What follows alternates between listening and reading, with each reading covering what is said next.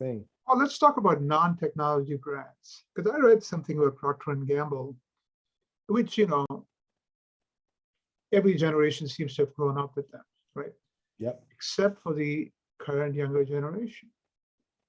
Apparently, the P&G brand awareness in the Generation Z is very low. Wow. And, Wow. it's a smart company. I'm sure they'll figure it out, but I know, kind super of smart. striking that it said, I mean, they've effortlessly moved from one generation to the next over the last, God knows what, 100 years. Yep. And even they're learning how to approach this market very differently. So what are you hearing from other big brands? How are they making the transition? Well, the interesting thing is when I hear about, let's say, a large brand, I hear one of two or both of these things in terms of what they're doing. The first thing I hear about is communities, right? Meaning they're building communities of users of different products and this is the other thing, they're doing some sort of social good that they're organizing around. Okay, so it's a combination of those. The other thing I hear, of course, is mostly, and some of this is fairly lame, which I'll explain, is they starting to use social channels to do a lot of the traditional work they do. Problem with it is it tends to not necessarily translate that well as like traditional, squeeze it onto a phone. For example, one thing I saw, which was, so one video that became very famous on TikTok is called Fancy Like by this country singer, Walker Hayes. And it became famous because Walker Hayes' daughter developed this dance routine. It went everything went viral with Walker Hayes' daughter, his kid, his boy, all dancing, this dance went super viral. And in that video, he mentions Applebee's. In fact, it starts with Applebee's. Is almost, I think it's like the second word. For some reason, it took Applebee's like 2 months to figure out, oh, well, we should use that. I don't know why it took them so long. I think it was viral in like a week, right? Or Or a week, Applebee's 2 has days. been burnt by too many Will Ferrell movies. I guess. But it took them, they finally did it. They brought Walker Hayes into the video. They showed TikTok videos, and they did a modestly decent job with it, but it was translating TikTok to TV screen. On the other hand, worse, Burger King took a different TikTok. There's this one TikTok video, and they all go kind of like this on it. It's another dance. I can't dance at all, and I can't even use hand gestures. A part of it is, right? But it's like that. And I'm surprised Greg Burger hasn't King, taught you how to do the hand jive. right, doing that crazy hand jive. That's right. That's right. Oh, I know the song. But here's the thing: Burger King just sort of used that music and used that weird king thing they have, that animated king thing, and they thought they were being funny and cute. And they didn't say it was a TikTok music, but the smart part was anyone who, of course, watched TikTok knew that song. But the dumb part was it was basically just a TV commercial, right? It was the same as almost every other one they ever had. Taco Bell tends to be usually pretty alert to stuff like that.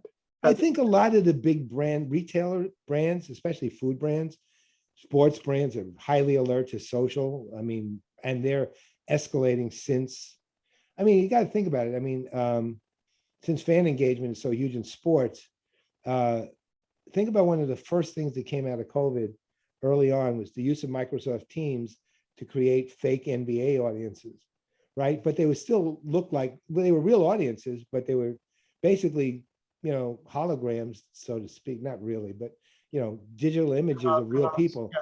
And now you watch the NFL draft and the fan screens in the back, or you watch America's Got Talent, which got hundreds of fans on the back wall, coming in. But all of that was generated because of Microsoft Teams doing what they did.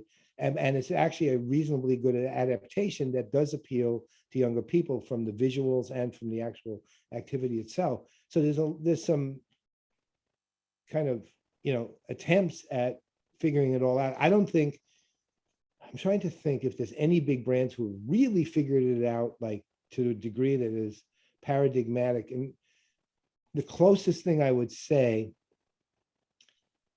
is one that's, I don't think figured it out because of TikTok or because of, say, COVID or any, there was no trigger, specific trigger, but the industry was built like that. And that's one that I've been touting for a while, which is the PC and video gaming industry. They figured it out. They have, if you want the paradigmatic model for the 21st century, you just look at what Steam and Valve is doing with Steam, which is about a $5 billion venture. It's basically a gaming platform, but it's so much more than that. See, one of the things with the gaming industry, I always understand, it's built on community, right? It's not built on games, it's built on community, Right. right? So when mods finally happened after Castle Wolfenstein and all the way back and Doom and all these early games, when John Carmack was smart enough to say, oh, this guy hacked my game and made it into a game he wants to play. Wow, that's actually really smart. So this isn't just a game. This will be a platform to make games you want. And then he gave them tools to do it. That changed the way the world worked. And Let me take this slightly different road. So you mentioned companies are using social good. I'm starting to read, though, some of that doesn't come across as authentic. You know, some companies almost do it just to be woke, right? So, one of the companies we follow will talk about, we got to eliminate global inequality. How the hell does that? right. Right? So, what are you finding? How do you get that blend? I think that's true, though. Look, I think, I think COVID brought out the best in a lot of people and thus companies too, in a lot of ways. And there was some genuine efforts made to help solve this thing. And you see the net results from the industry, the medical industry itself, with the speed with which vaccines were even created, which was astounding. I mean, I don't know if people really have understood that the last shortest vaccine ever created was 4 years, right? And then you did it in, effective vaccines in weeks. Or the cold chain distribution. Right. Last year, I was talking to some of the warehouse logistics guys, and they're like, already it was taxed because we had all kinds of meat packing failures and all that. So the cold chain was impacted.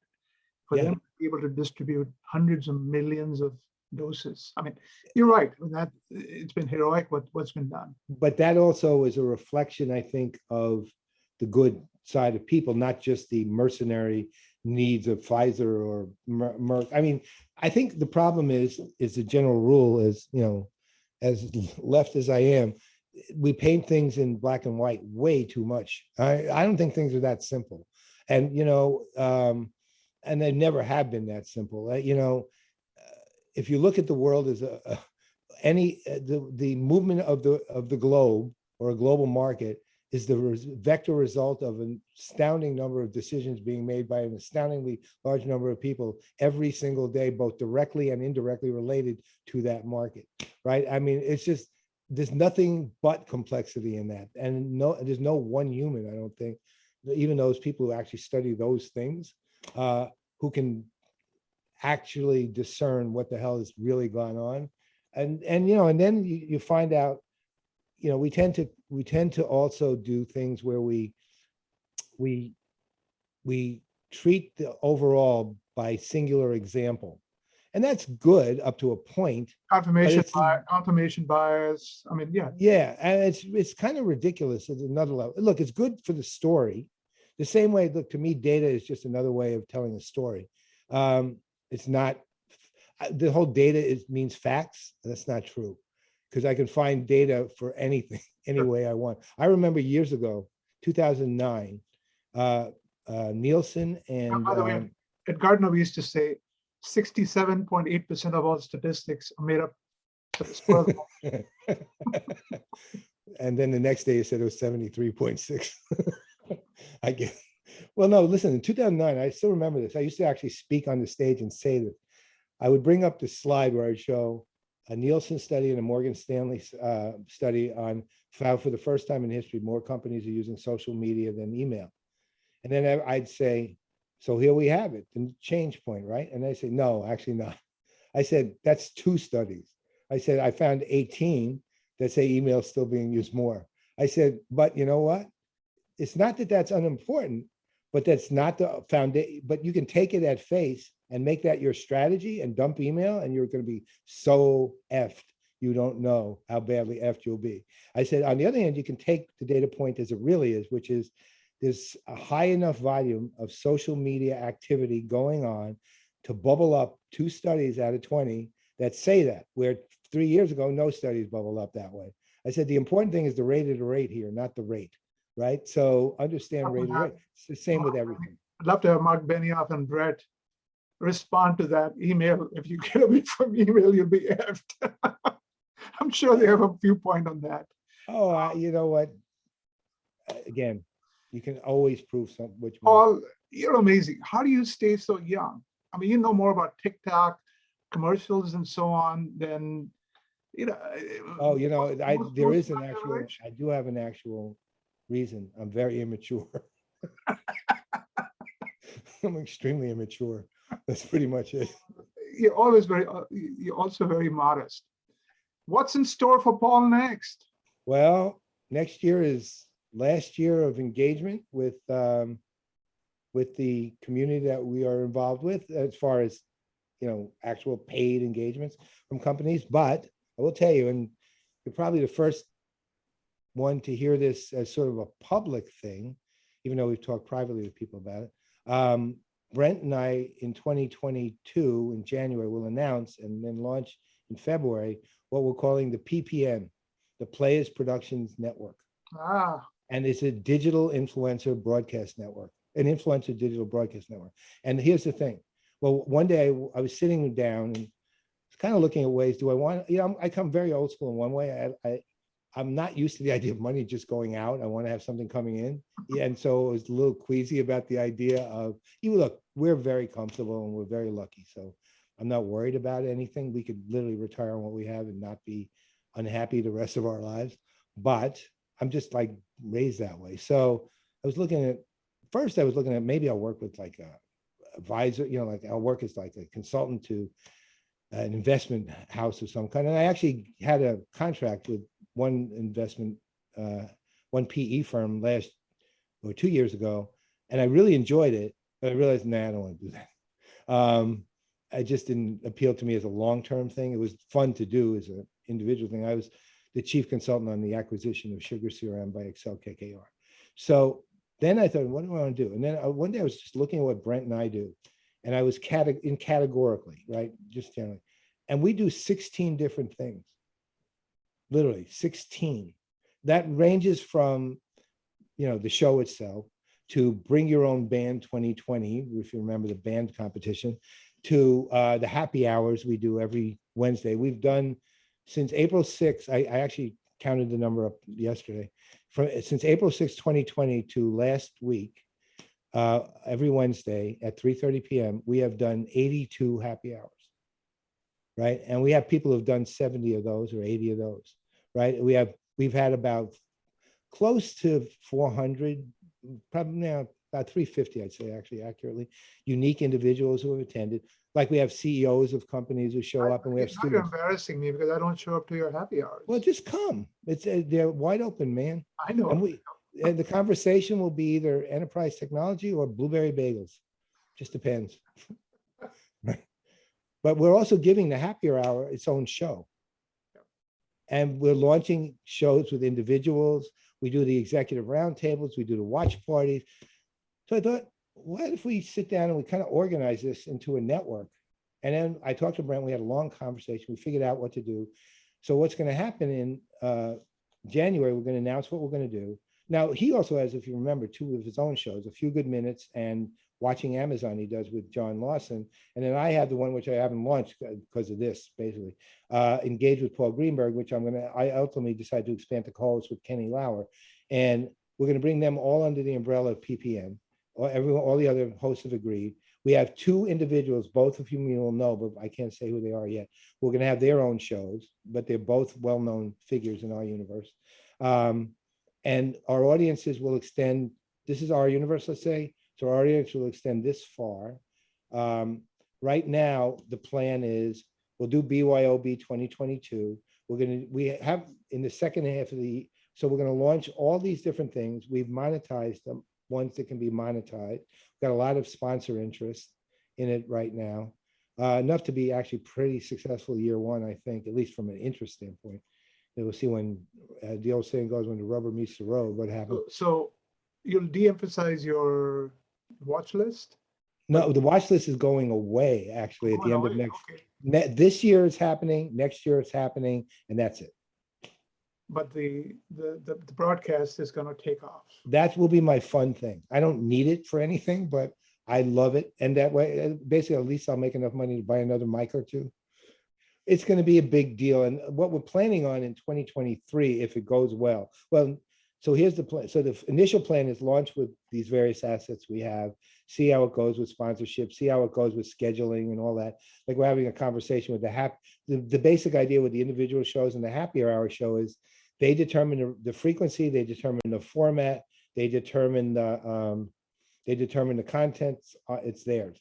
It'll be a PPN network production. We will produce and direct it. We'll handle the actual broadcasting. We'll handle the sales, so to speak, and they will all, and we haven't figured out how to make this work right yet. We're working on it. When we have enough money initially, because they did it because they just want to be doing it, but we're going to compensate them, and that will happen earlier than later.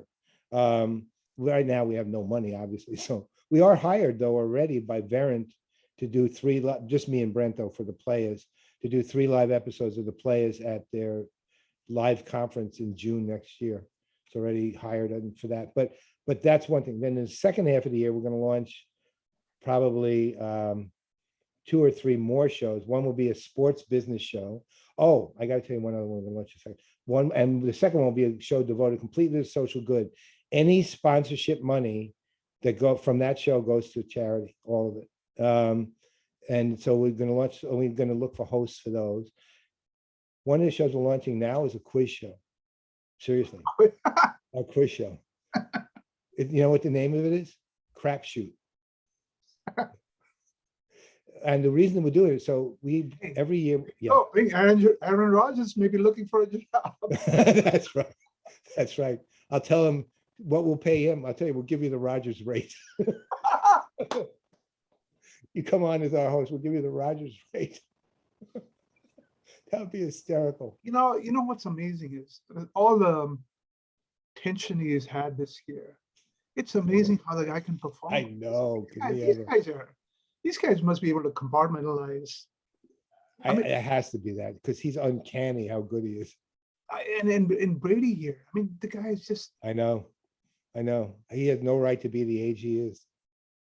He plays like he's 15 years younger than me. I've got Dennis Howlett coming up. He's taken retirement really seriously, right? I noticed. Oh, well. He's cooking. I don't know. He's doing his models are awesome, man. Those models are amazing. Yeah, but all of a sudden, Suckless is coming out, and he started to comment. I'm starting to see a lot more of Dennis than I saw when he first started retirement. I think he's getting restless. Well, I'll find out. I can't wait to hear that one. I will be watching, believe me. Paul, thank you so much. Any final words? No, just have a wonderful holiday, my friend.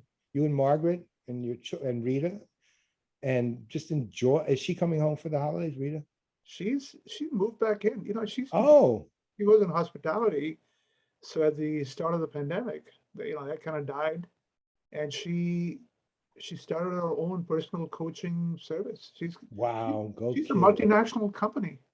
Listen, I know how proud you and Margaret are of her. I can always tell I read your Facebook entries, and I can always see how Rita loves her mommy and daddy, and how proud you two and how much you love her too. It's very obvious. Well, you probably understand that generation better than I do. So, well, if you ever need any advice and you have to translate, you can bring me on. I'll translate between you and Rita in conversation.